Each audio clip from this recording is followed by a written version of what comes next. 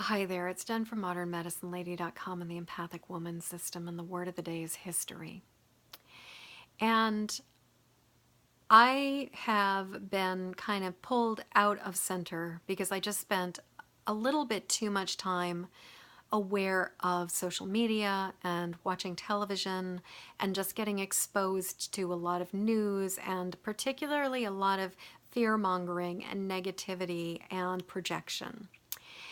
And so I've been thinking about history, and I've been thinking about how when we are living in intense times, when I am living in, in a period where there's something intense going on, it is so easy to get pulled out of the present moment.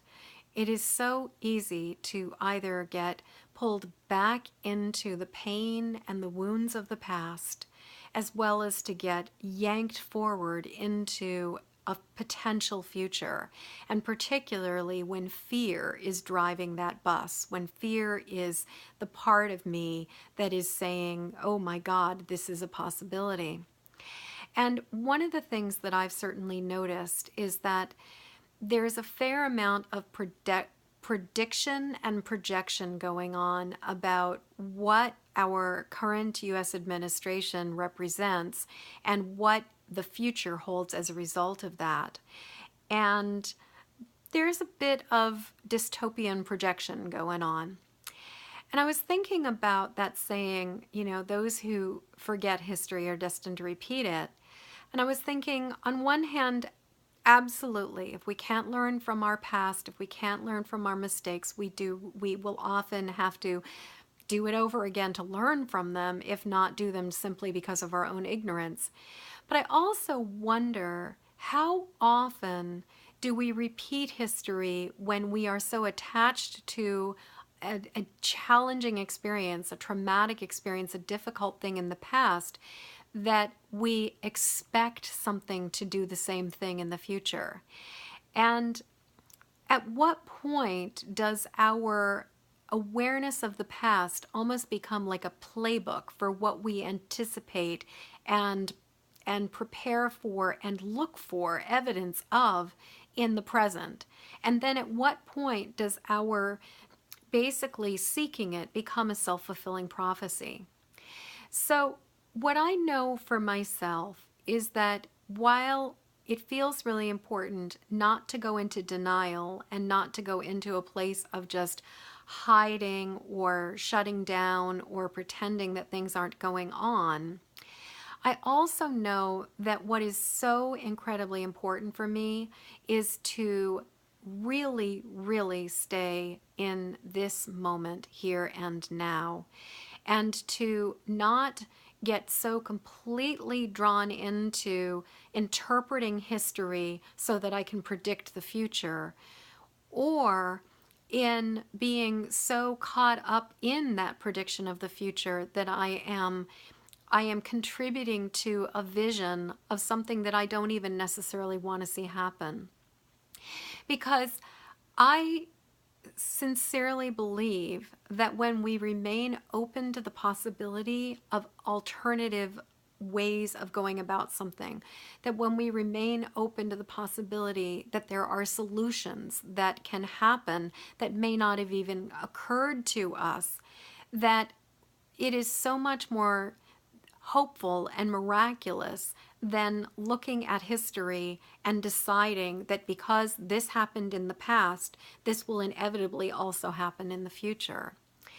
And I also believe that part of this is about the way that the human brain processes difficulties, processes traumas, that a lot of times when something resembles something else, we have the emotional resonance with it, and we tend to experience almost like this historic overlay on what is going on presently.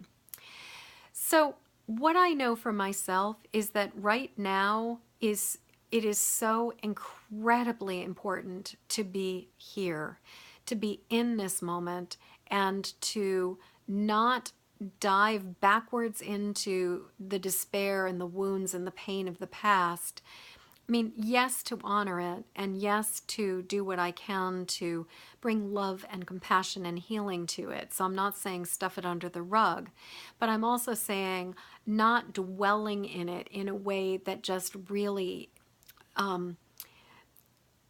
engages in my fear, but also to not dwell in the future, to not dwell in projection, to not dwell in imagining worst case scenarios, but to really just keep coming back right here, right now, and doing what I can to calm the anxiety, to calm the fear, to calm the awareness of all of these possibilities, and to bring myself back to this very, very moment of what is going on right in this moment. What is happening here and now? I'm sitting in my space, and there are roses and lilies behind me, and I can smell them. And I am breathing, and I had dinner, so I'm not hungry, and it's going to be time to go to sleep really soon, and I'm safe and I'm okay. And just coming back to that, I'm safe and I'm okay. And even though there may have been something that happened in history that looks somewhat similar to what is happening now, I'm open to the possibility that there can be a different outcome this time. I'm open to the possibility that there are solutions and miracles and opportunities that are beyond anything that I even imagined. So, my question to you right now is, in what ways is your experience of history or your connection to history affecting what you're seeing today?